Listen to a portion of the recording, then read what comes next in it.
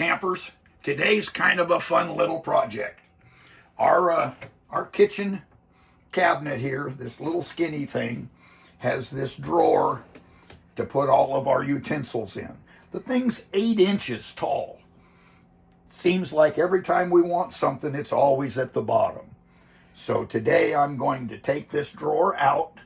I'm going to cut it in half and make 2 4-inch drawers at a bottom and a slide so that they can move independently and we can divide up our utensils. So what the 8 inches is this entire top. So this part of it is actually usable. So my plan is that I will measure from the bottom to 4 inches all the way around, mark it with my straight edge, and then I will cut it with a circular saw. Okay, so I've marked this thing all the way around, 4 inches from the bottom. I've set my guide to help me stay straight. So all I'm going to do is I'll cut each side. The saw should cut deep enough to cut the ends as I get to and from. What I have done is I've taken the top piece with the cute little cutout and I've marked the bottom so that I can cut a matching cutout. I'm using my Leatherman because this saw blade works really well. If you happen to have a keyhole saw, that will work just as well, if not better. Okay, to kind of clean this up and make it look really nice, I'm going to sand it with some 80 grit sandpaper.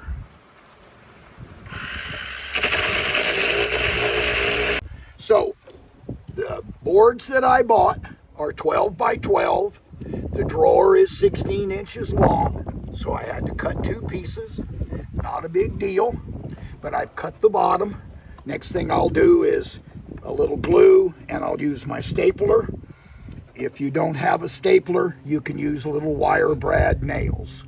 The other thing that I have done is I have finished this cut it all out because I used my Leatherman. It was kind of rough, but that 80 grit sandpaper made it turn out nice and smooth.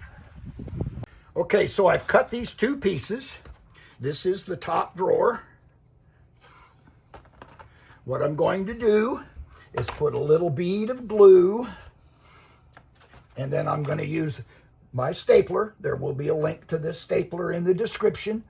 If you don't want to use this stapler, like I say, you can use little wire brad nails. They work really, really well.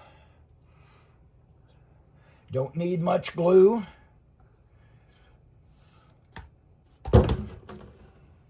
Don't need to drop the bottle either.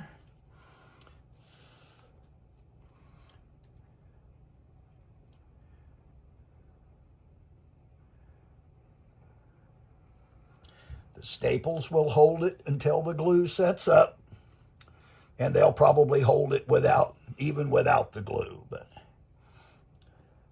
I'd like this to kind of be permanent.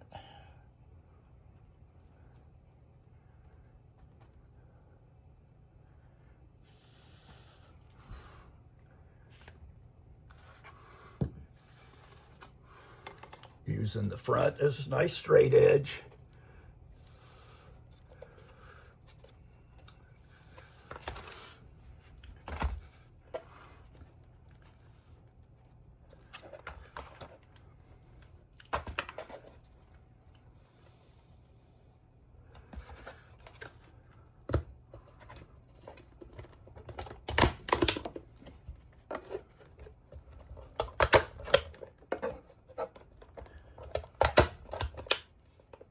Stop.